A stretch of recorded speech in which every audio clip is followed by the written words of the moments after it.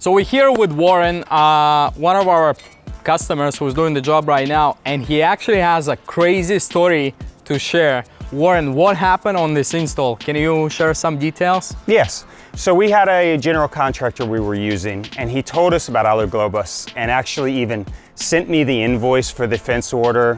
I was real impressed with what the product looked like, everything.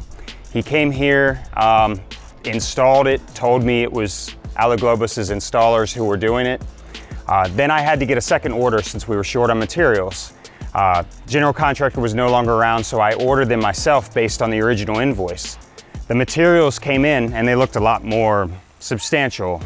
The slats were larger, they seemed better quality aluminum, but I couldn't figure out why I had different sizes. So I called Aluglobus back, and it turned out that my contractor had sent me the invoice from Aluglobus. I had paid for it, thought I was getting the materials from that, without me knowing he had gone to another cheaper company and got an inferior materials just to increase probably his margin.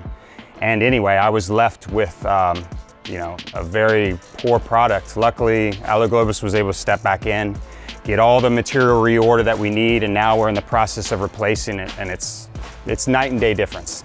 That's a crazy story.